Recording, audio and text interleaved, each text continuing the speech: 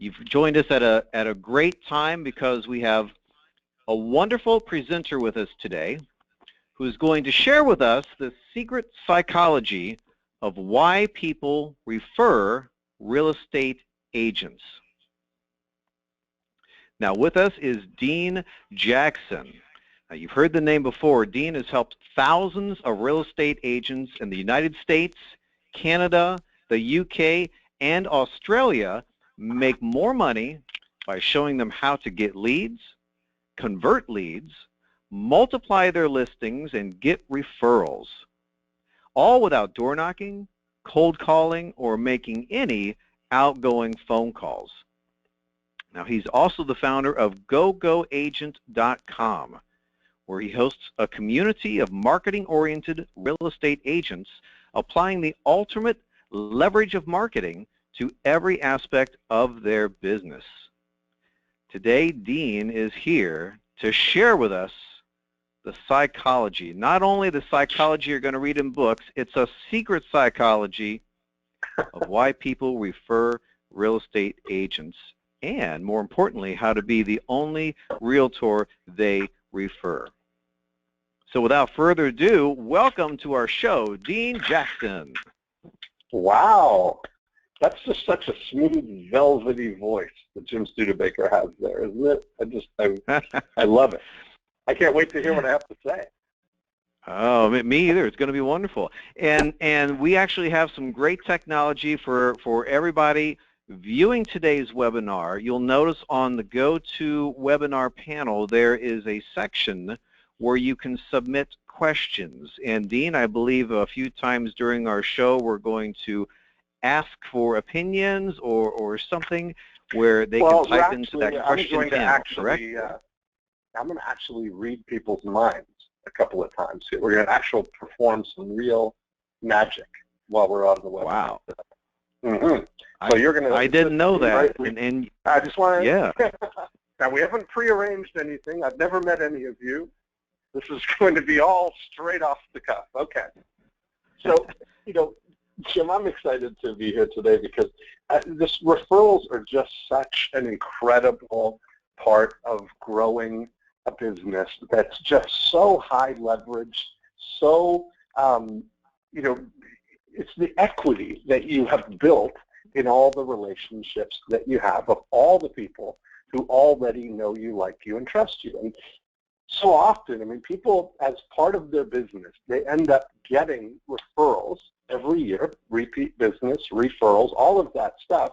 But the thing that I see is that most of the time, it just happens. It's not something that people are really taking a proactive approach to, or if they are, they're taking the approach of continually asking for referrals. And as we get talking here, I'm going to share with you how that's almost sort of counterproductive in a lot of ways. So I've spent a lot of years really getting into the psychology of referrals and the mechanics of how referrals actually happen. So to get started, I want to kind of get people in the mindset of thinking about the last time that you referred anything. And I mean, because it's all the same psychology. When I say referred anything, I mean you told somebody about a book, you told somebody about a restaurant, a movie, a service provider, whatever it was. When you were doing the referring, I'm going to be able to tell you that there are at least 3 things that were true about that situation. But before we get into those things, I'm going to kind of talk about how the referrals happened.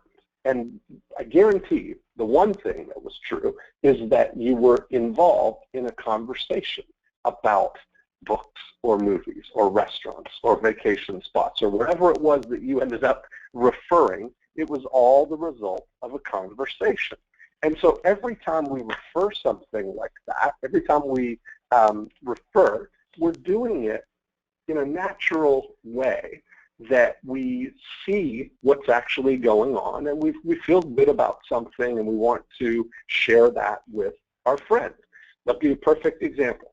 I was having lunch with a friend of mine who he arrived at lunch. He was kind of limping a little bit, kind of gingerly walking as he sat down. I said, what's wrong?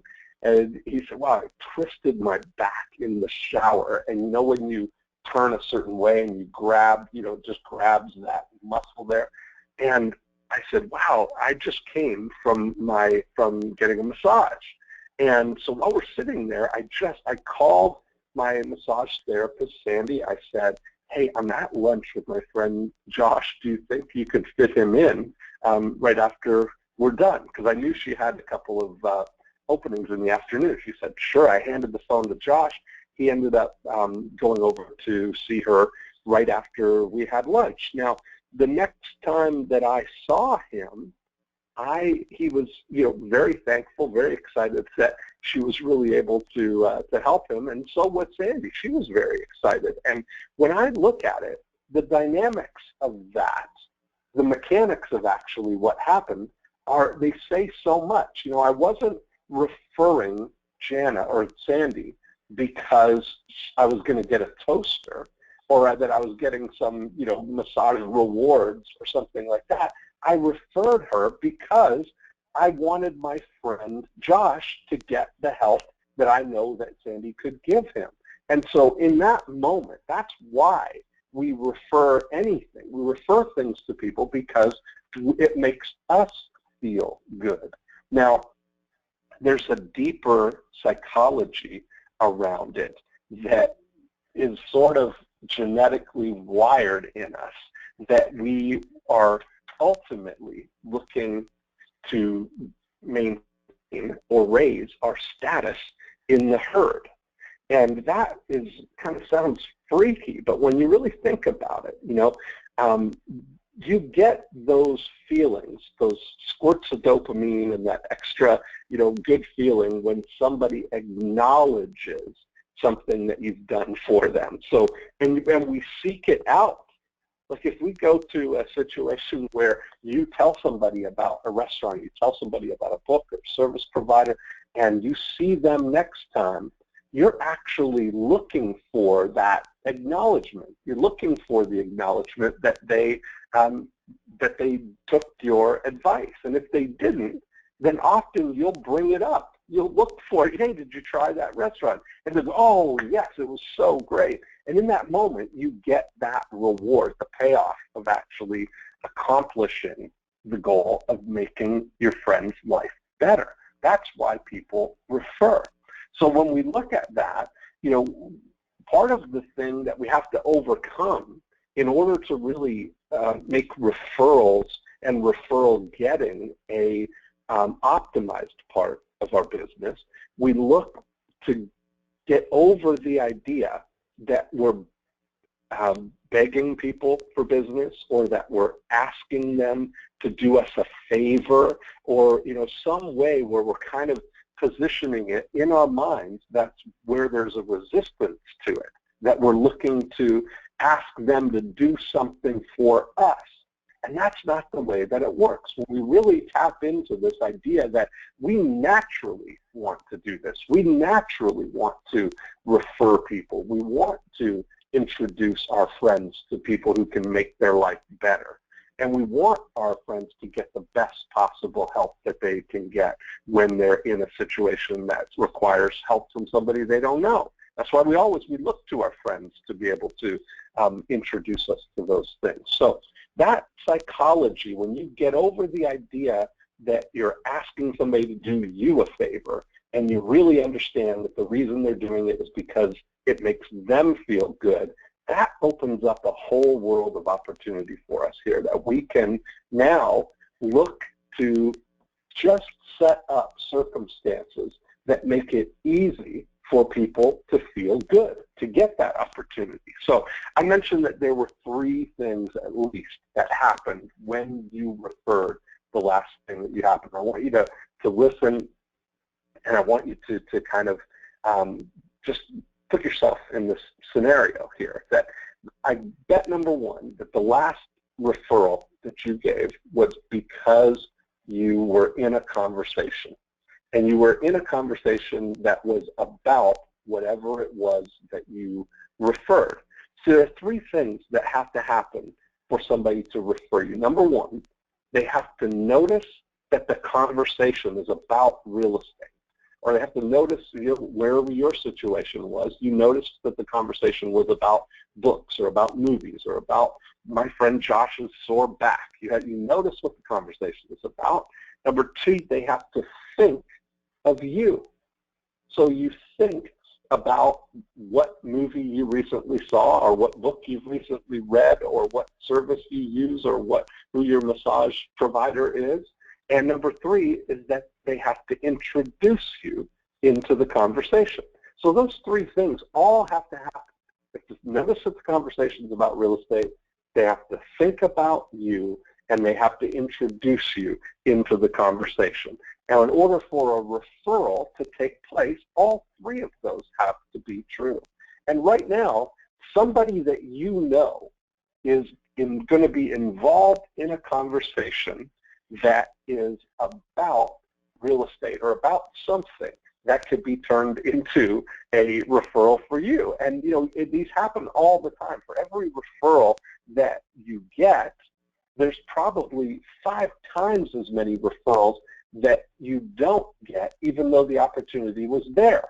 So you think about it, that people are involved in conversations where people are talking about buying a house or selling a house or moving or getting relocated or a job transfer or maybe building a bigger home or having another baby or getting married or all of the peripheral things that could be leading to a real estate transaction, and they're oblivious to these conversations. They don't even notice that that's about real estate, or they notice it and they think about you, but they don't say anything about you, or they don't bring you into the conversation, or in the back of their mind you kind of show up as, oh, that's my real estate agent, but it doesn't lead to them actually saying anything. Or they may notice that the conversation's about real estate, they may think about you, and they may say to their friend, oh, you should call Jim Studebaker, he's the best, or he's our realtor, I'm sure he'd be happy to help you.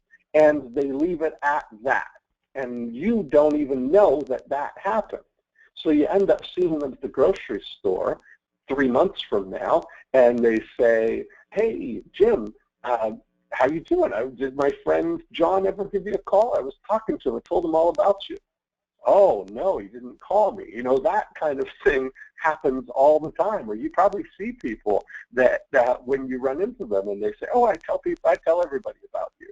And yet nobody has introduced you. So we want to look at how you can orchestrate a situation so that they know what to do when they hear those kind of conversations, right?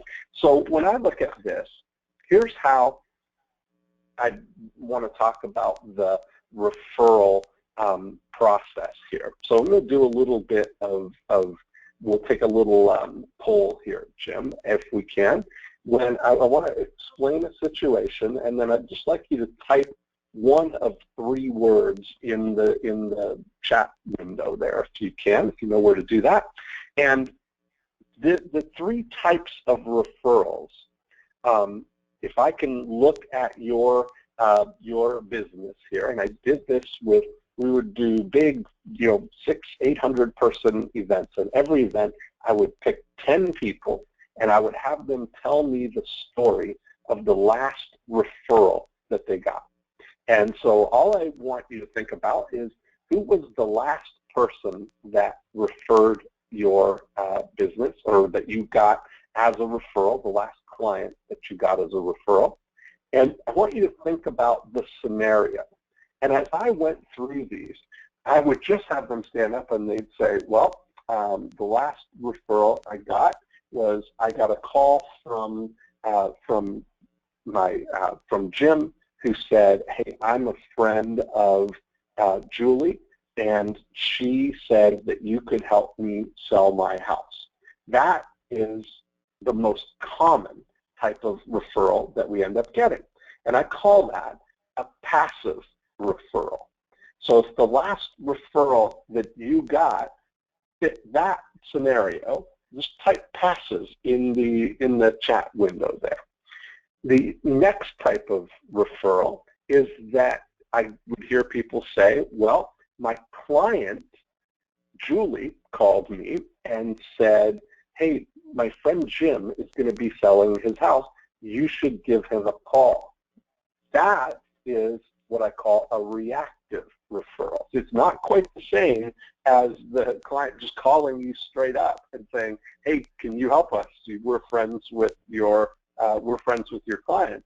That's a very delightful experience, and that's what most of the referrals are that we end up getting. Then the reactive referral is still delightful, but now you have to actually do something. You have to take some action because of this. You have to move forward and contact them and get connected and take it from there. Now, what I never heard, that was always an 80-20 split. Always 70 or 80% of the time it was passive, and the other 20% was reactive. And what I never heard anybody say, and doing this for 2 years at 12 events a year, asking all of these people to stand up and tell me the story of the last referral that they got. I never heard a story that was very specific, where they asked a specific client for a specific type of referral, or presented an opportunity to them to introduce a friend. Now, an example of this is what I call an orchestrated referral. So if you were to say to somebody that you are, let's take an example of looking at everything that you do right now. Let's say that you are, every time you're showing homes, you start to presence this idea of noticing who you know that lives in the neighborhood or in the area or in the same type of home that you are showing. So if I take if I say I'm showing townhouses in River Run, a townhouse community, I look through my database, look through my clients, and see, okay, I know 3 people who live in River Run, or even if I know 1, let's just say I know Kim in River Run. If I send Kim a quick email and say, hey, Kim, I'm showing townhouses in River Run this weekend to a couple from Atlanta. There's only a couple on the market right now. Have you heard anybody talking about selling their townhouse? Maybe we can match them up with this couple from Atlanta. Now, if I just send a short email like that, I'm not asking for something fluffy like a referral. I'm not saying, hey, we appreciate your referrals if any of you know anyone thinking of buying or selling. I'm not saying that. I'm very specifically orchestrating a very specific scenario. So I know that referrals happen as a result of conversation. So where are people likely to be in conversation? They're likely to be with their neighbors, with their friends, with the people at work, with their family, with their inner circle, with the people that they do their recreation things with, or volunteering, or whatever they do outside of their time. That's how we end up in conversations. And so where are they likely to hear these types of things? So Kim, if I take Kim as an example, somebody who lives in River Run, she's got 2 kids. She's always out on the playground with the other mothers. She's on the condo board. This would be a high probability that if somebody is going to be selling a townhouse in River Run, that she might hear about it. That might be a great conversation for her to hear about. Now, when I orchestrate that situation, I've got a really great chance for Kim to feel good, because if she has heard somebody talking about selling their townhouse and she is able to introduce us and we're able to connect them with this couple from Atlanta, Kim is going to be the queen of the playground. I mean, she's going to think about her status in the herd of the playground there, that she's the the one who, you better talk to Kim. She can make things happen there. We didn't even have to put our townhouse on the market. Kim knew somebody who was able to connect us and help us get going. So when you look at that, it's like, wow, there's so many of those opportunities that we have every single day. And that's part of what I call thinking like a market maker. You know, if you're getting in the habit of every single time you're showing houses, or every single time you list a new house, that as you go through the process of picking the homes that you're going to show, making all the appointments, getting all the and showing instructions, all that kind of thing, if you just get in the habit of opening up one more window and looking through your client list, the people that know you, like you, and trust you, and if you have the foresight to be able to see, okay, I'm showing in River Run, who do I know that lives in River Run? And you start to look through your list, and you could send a short email just like that. And imagine what would happen if every time you're showing houses, you were to do that. Now, it's not going to be Kim getting that email every single time. She's only going to get that when it's appropriate, when you are actually showing houses in River Run. Now, you may have somebody else that you're showing in another neighborhood or another golf course community, or somebody on the same street as the home that you're showing, or the same condo building, or whatever similarity or link it is that would be a high probability situation for your client. That's the person that we want to be on the lookout for. And that's how we do it sort of on a very specific basis. But what we want to do is start to think, how can we orchestrate situations so that the people that you already know, that are already in those conversations, are better equipped to know what to do when they hear conversations about real estate. So we start out and think through,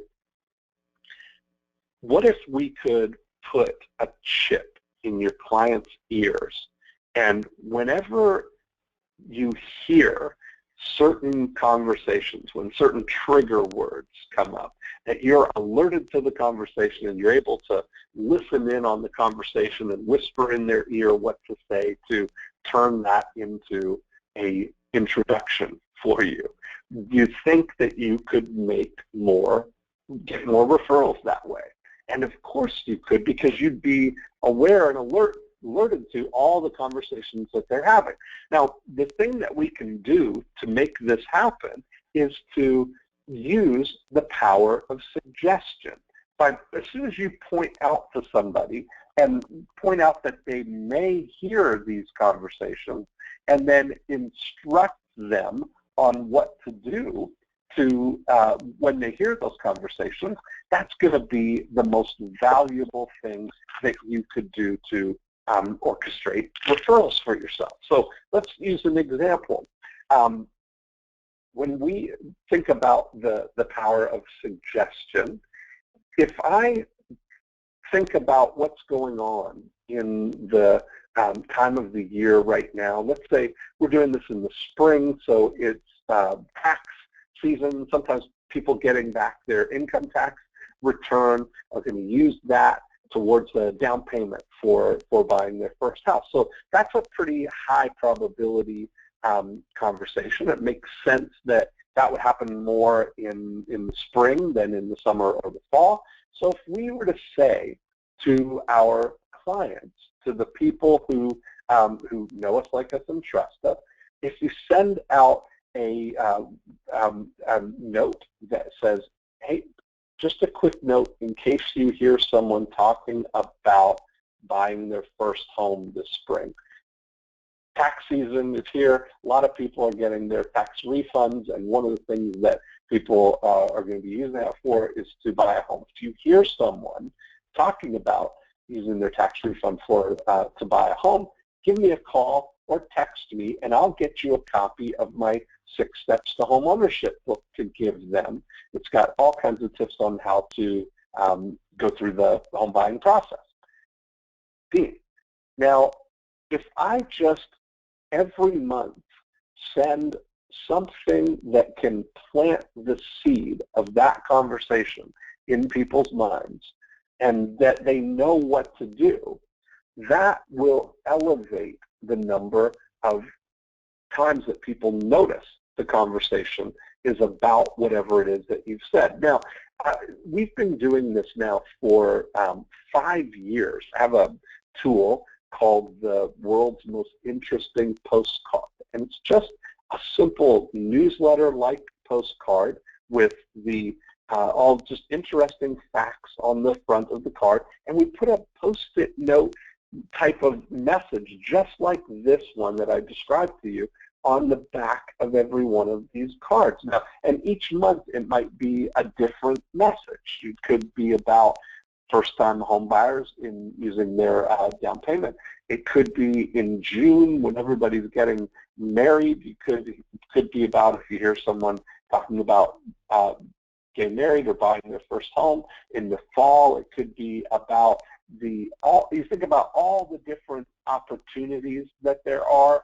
You know, January might be New Year's resolutions. February might be people getting married. March might be about tax refunds. April might be about the spring market when everybody's going to be putting their house on the market. You start to pay attention to what things are likely to be a high probability conversation and plant those seeds so that when you hear someone talking is the sort of command that is always in there and is the consistent thing. So people will get used to thinking every time they hear someone talking about something related to real estate, they will, we've already on the path now. They notice that the conversation is about real estate and they'll think about you. And if we give them some specific instructions, which instead of saying, hey, tell your friends about me or tell them to give me a call or don't forget to refer me, we say, give me a call or text me and I'll give you something to give to them. Remember, the whole reason that we're doing this is to give our clients the opportunity to feel good. That's what they really want. They're not doing it as a favor to you. They're not doing it for any other reason that they want their friend to get the best help that's available, and they want to be the one that brings that value into their life. So, you know, it doesn't matter. This is what's been the most exciting thing to see is that, you know, it's not often that the match that you get in the referral is exactly what you say on the postcard. It's not that somebody's going to have the message with you and say, hey, I'm here at lunch with somebody who was talking about using their tax refund for a house. Typically, what will happen is just even that presence of the conversation, the presence of that something that's sort of similar to that conversation elevates their mind. Like if I say to you, don't think of a pink elephant. The only thing you can think about is a pink elephant right now. But if I also said to you, hey, if you see any pink elephants, give me a call or text me. Now, if you're out walking on the street and you go out for lunch or you're out on the street and there's a blue elephant, are you going to ignore that? That's like, it's exactly, it's adjacent. It's a blue elephant. It's not somebody talking about using their income tax return to buy their first home. It's somebody maybe talking about getting transferred and having to be in Poughkeepsie at the end of next month. But it's going to register as a familiar thing, as a thing that you just mentioned that to them, and that they're going to bring that that conversation is going to be a reminder. And so we've seen this now where, you know, just sending a postcard like that every month to the top 100 or 150 people in your world, the number of referrals that people end up getting goes up significantly. And because we're bringing in this opportunity for orchestrated referrals in addition to the passive and reactive referrals that we get. And so how we measure this, one of the things that we look at is, who should you be communicating with anyway, whether you send the world's most interesting postcard or whether you send your newsletter or whatever it is, who are the people that are the most likely to refer you? And there's a real strong indication that the number of people that we can manage a personal relationship with is 150 people. Now, when you look at this, there's a gentleman in Oxford, in England, Robin Dunbar, who's actually, this number is named after him. Dunbar's number is the number of people that, as evolutionary psychology goes, that we can actually have a social relationship with. And by that, what we mean is, if you were to go to the grocery store, these are the people that if you saw them at the grocery store, you'd recognize them by name, you'd stop and you'd have a conversation with them, and it wouldn't be weird. It would be, you know what your position is in their life. You know who they are. We wouldn't have any hesitation. It's not that sense of vague recollection of somebody or the recognition of them where you slip down the third aisle and thinking, what's their name, what's their name, what's their name, and then it dawns on you. These are the people that you wouldn't hesitate. You know who they are. You know these people. Those are the people that have the highest probability to refer you, because if you don't recognize them by name, what are the odds that just in a random conversation they're going to be thinking about you? It's not very likely. So you want to focus your attention on these 150 people. And this is an asset that you have, regardless of whether it's 150 people that you've helped buy or sell a home. These are 150 relationships that you have, not just that you've helped them buy or sell. So we want to keep you focused on who that group is.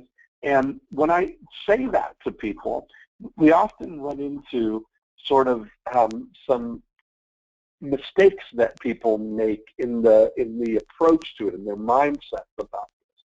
And number one is that they confuse a mailing list with relationships.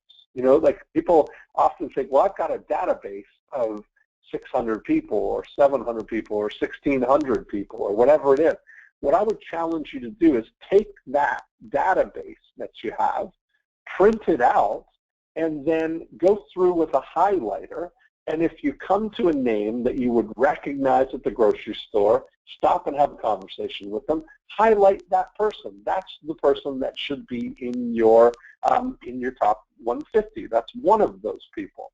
Then if you find somebody that if you saw them at the grocery store, you would stop and run the other way, then just go ahead and take a black marker and scratch those people right off your list. Just because you helped somebody get a house one time and it was the worst experience ever doesn't mean that you have to continue to suffer. You don't have to continue doing business with people that are not bringing joy to your life. So narrow that down. Your who your top 150 people are, and that is your relationship base. It's not your database. This is a different thing. We're thinking about just the people who know you, like you, trust you, that we can take a proactive approach to orchestrating referrals with.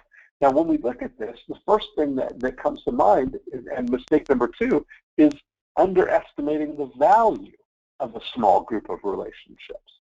See, we often get to a situation where people are, you think, well, 600's got to be better than 150, right? Just make it up, just in case we want to lose out on people. But the value is, what if you knew that you could generate an extra $100,000 in the next 12 months from that small group of 100 or 150 relationships?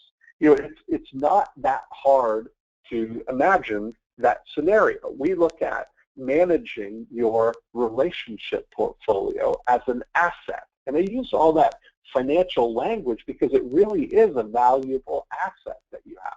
You uniquely have this relationship with these particular 150 people. And if we look at it, that what we're attempting, what our benchmark is to manage these relationships for a 20% annual yield. And when I say that, what I mean is that if we imagine those 150 people, if you just about one of them, if you were to communicate with them, make all your efforts to kind of build the relationship with that one person, do you think that there's a high likelihood that over the next 5 years they could do one transaction with you, or they could refer one person in the next 5 years? That's what a 20% annual yield is. So if we look at it, that what we should be looking for is getting a 20% annual yield on our 150 or our 100 relationships, and that should be kind of our baseline aspiration here. So we've got, if you have 150 people, we should be able to generate 30 referred or repeat transactions from that group of 150 people. And we call this number as a standardized metric your return on relationship. Now you have a return on relationship right now, whether you are measuring it or not, whether you are aware of it or not. You take in the last 12 months all of the transactions that you've done, and you look at where they came from, the source of all of those transactions, some number of them are going to be repeat or referral business. And I say repeat meaning your sphere of people who know you, or people who are doing business with you again, or somebody who you know and have done business with actually refers somebody to you. And those two numbers, the repeat and referral business, represent some portion of your business that you're already getting. Now, when we take Dunbar's number of 150 and we divide your number by that 150, so if it was 15 for you, you got 15 repeat and referral transactions, or you got whatever number that is, your return on relationships would be 10%, right? 15 out of 150 is 10%. If it was 30, you'd be at that 20% number. Now, when you look at it, just the awareness of breaking down your business into that sort of granularity on the numbers, rather than just, I did this many transactions, I made this much money, and I spent this much money. Those are kind of like broad stroke gross numbers. What I'm looking for is, let's get granular here and look at just the portion that was repeat and referral business, and let's put a strategy in place to raise that number. Now, I've seen, we did when I first launched the World's Most Interesting Postcard, we had the very exciting opportunity of working with somebody here in Winter Haven to implement this for them. We did it, and through Jim, through Prospects Plus, we were mailing out every single month. The top 150 got a World's Most Interesting Postcard. Now, Julie, this was with Julie Masters here in Winter Haven, we mailed out, for the year before we started doing the World's Most Interesting Postcard, her strategy, and she's been in business for over 20 years, has been, gets a lot of repeat and referral business, but when we did all the numbers, her repeat and referral business was 13 transactions in the year before we started mailing. And her strategy to connect with all of those people was that every December she would send a magnet calendar so that they could put it on their fridge. It was just one of those postcard size calendars that had her name and her phone number and her picture, all that stuff. You've seen those everywhere. that was all she would do. She would mail that out, and that was her only communication with her clients every year. And so when we started, the only thing that we did different was we added sending the world's most interesting postcard every single month to a client.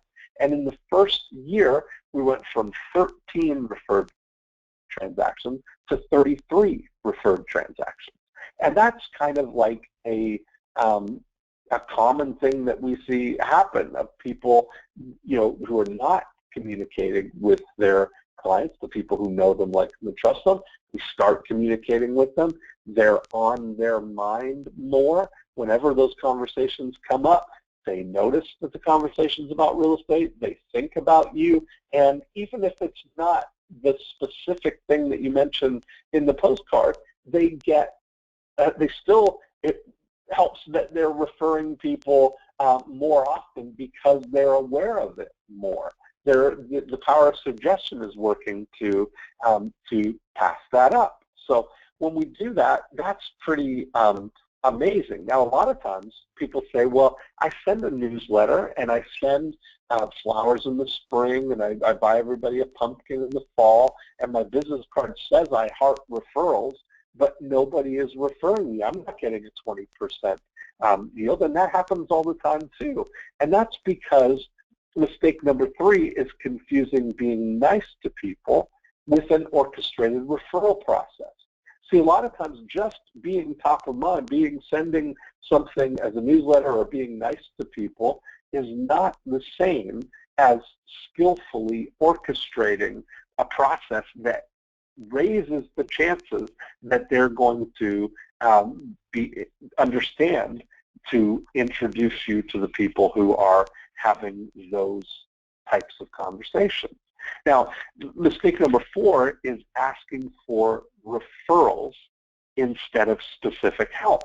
See, a lot of times people say, we appreciate your referrals. Your referrals are the lifeblood of our business. Please, if you know anybody who's thinking of buying, please refer us. All these things where we're asking for referrals and instead of specific help.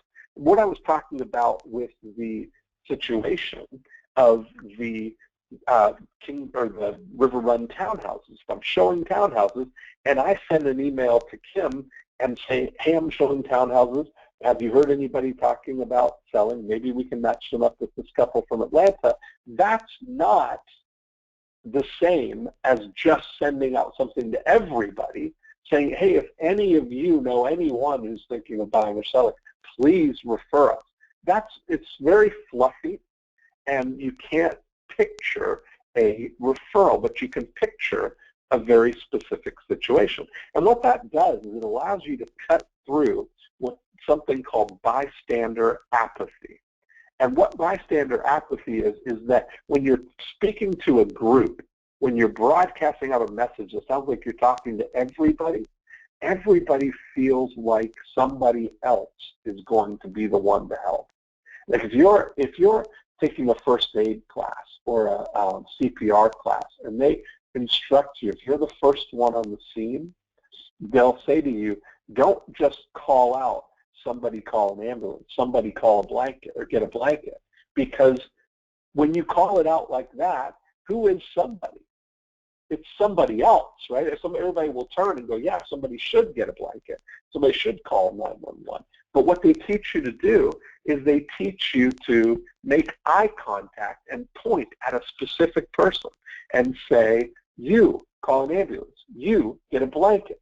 And that's what we're doing here in this situation, giving somebody the opportunity to do something that they are uniquely in a position to do, right? Kim, living in the River Run townhouses, is uniquely in a position to have been in a conversation with somebody who's thinking about selling their townhouse. So we want to look at that and think, wow, how can I get this power of orchestration working for me every time that I'm showing houses, to give people a specific opportunity, and support that with every month sending them something that's going to use the power of suggestion to really amplify the opportunities that they see, the opportunity to introduce people to you, and watching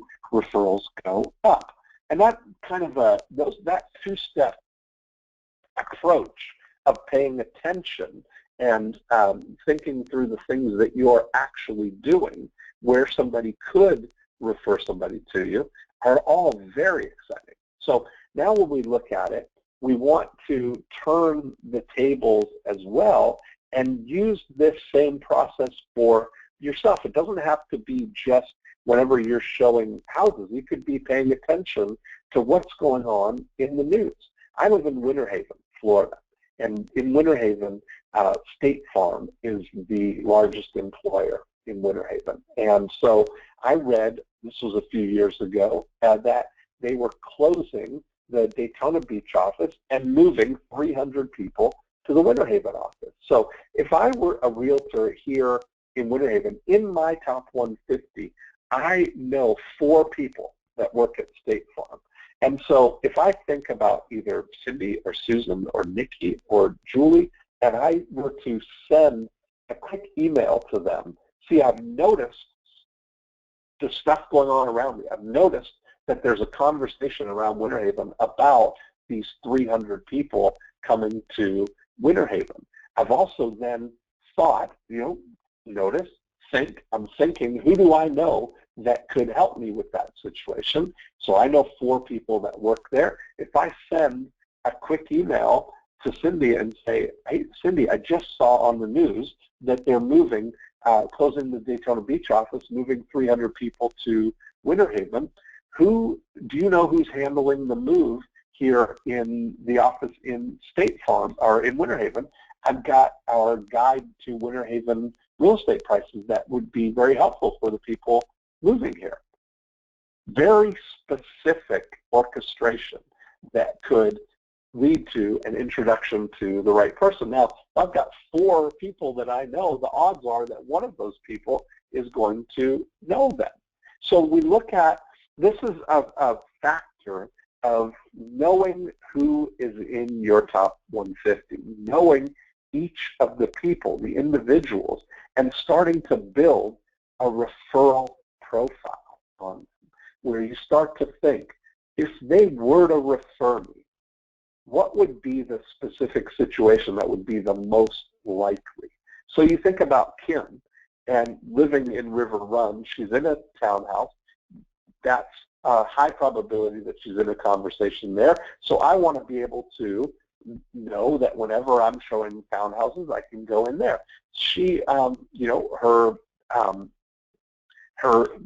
peer group, they were first-time buyers when they bought that townhouse. So in the mid-20s, and you look at what sort of stage in life are they at? Is she likely to be talking about with people who are in her stage? So when I list a property in River Run, I can email to Kim or to any of my other clients who live in there and say, hey, I just listed a townhouse right here in your neighborhood. Have you heard anybody talking about wanting to get a place in here? Maybe we can pick your new neighbors.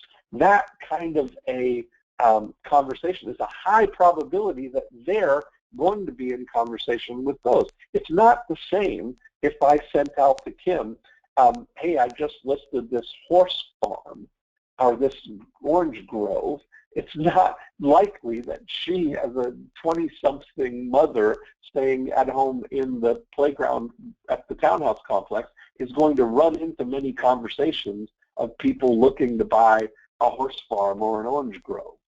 But I may know people who are in the grove business or who are into horses or own a horse supply store. Those are the types of things where having your awareness tuned in to what these opportunities are can make a huge difference for you. So that little strategy of every week just kind of anchoring a process where you look around you at what's going on in your world right now. Who am I working with this week that's looking to buy a home?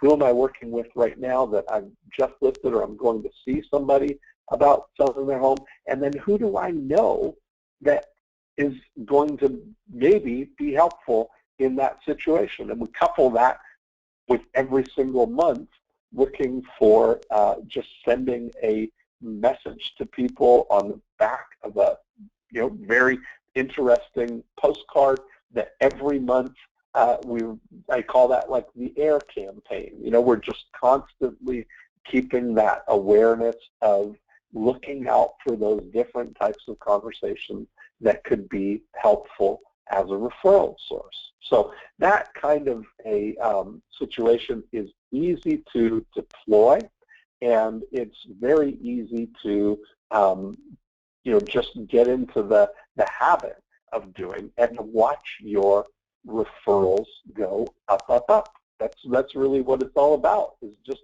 having that awareness and measuring it. So, Jim, what do you think about all of that?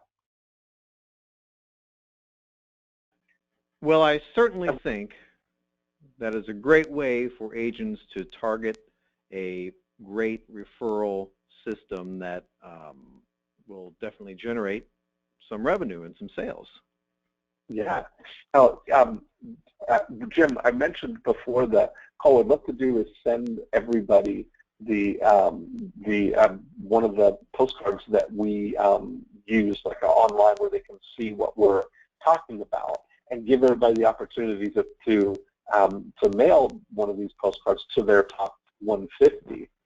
So can we send everybody an email with a link for that? Well, that is a great idea, because these postcards are not available to the general public, because we have a special group here today with us who took the time, took the initiative to join us on today's webinar. So I think that is a wonderful idea. And should we just give them access to the page on prospectsplus.com that has your world's most interesting postcard? Would that work, Dean? That would be perfect. Yeah, that would be perfect. Good idea. All right. Well, in that case, after this webinar, by the end of the day tomorrow, by joining us, you're going to receive an email from us, and it will have a top secret link. Please don't share it with other people. This will have a link that will take you directly to Dean's section on our website, prospectsplus.com, where you can look at and order the world's most interesting postcard. Oh, perfect. Very good. Yeah. What did you, when you were listening, did you think about the last thing that you referred and what had happened, how the mechanics of it? Yeah, so you're exactly right with referrals. It's not, and I loved your scenario with somebody having a heart attack, and you're exactly right. We went through CPR training here at the office very recently, and it's not somebody call 911. Mm-hmm. It's Bob, call 911. Yeah. Joe, get a blanket. You've got to pinpoint what you're doing. So, and you're right. If you don't mention a name, or you say, "Hey, somebody call 911," okay, everybody's going to think, "Oh, somebody else is doing it. I don't need to worry about it." Right. So you're going to get much better results. Yeah. What most people end up doing is somebody help. Exactly. No specific there, right, at all. So it's so funny. So I'm very excited to see what can happen here. I'm not sure how you got things set up, but do you have questions, or is there some interactive element here that we can use? I'm happy to do that if you have it, and if not, that's fine too. Well, we actually have a great number of comments that came through after we announced the free offer for our wonderful group here. Awesome. One of the best webinars I've ever heard. Specific example of a postcard. Yes, you're going to see it when you get the link. It's all kudos here. So I think you must have done an awesome job then. That's great. Well, I'm excited to see what can happen. I mean, there's just so much, benefit to really understanding the psychology of what's at work here. And when you really just understand it and embrace it, it's so it's effortless, to get these, and it's not constantly begging for referrals, or just almost there's referrals. There's been a lot of like conversations around referrals and stuff, but it's all typically just being, hey, don't forget to refer me, or feel free to refer me anytime you hear someone, or if any of you know anyone who's thinking of buying or selling, please don't forget to tell your friends about us. All those things are just so kind of coming from a position of that I'm reluctantly sort of asking you for a favor. And it's not, when you understand that the real reason that we refer is because it makes us feel good, we can be 100% happy about it and 100% positive about it. And, just think about how Kim's going to feel if she is able to introduce somebody in the townhouses to get their house sold without even having to put it on the market. She's going to look like a superstar. Your clients want to do it. That's what's exciting. Yep. So there we go. So everybody will just get an email with the link, and that they can send it out. That's all we need to do. Yeah, and we have a couple people who said they had to drop off early because of showings and appointments, or they came in late, etc. We have a second wonderful gift. We are recording today's show, and we'll put a link to that in the email as well. So if you need to re-listen to it and get a few more ideas, I mean, that's a good idea anyway. You probably missed some of what was said, so you can take some notes the second time around, or if you had to leave early or come in late, Perfect. we'll have that available to you as well. Oh, cool. Good. I like awesome. it. Well, Dean, as always, it's a pleasure hanging out with you and having you share your words of wisdom with the real estate professionals everywhere. So unless there's any closing comments, I want to thank you for being here today. I'm excited. Thank you so much. I can't, have people share with us the results that they're getting. So I like to hear about all the results. Exactly. Well, that'll be wonderful. And again, thank you for joining us today. And look for that email by the end of the day tomorrow with a link to the audio recording of today's webinar and the link to the special top secret area of Dean Jackson's World's Most Interesting Postcard on prospectsplus.com. So thanks again, and have an awesome afternoon, everybody. Thanks.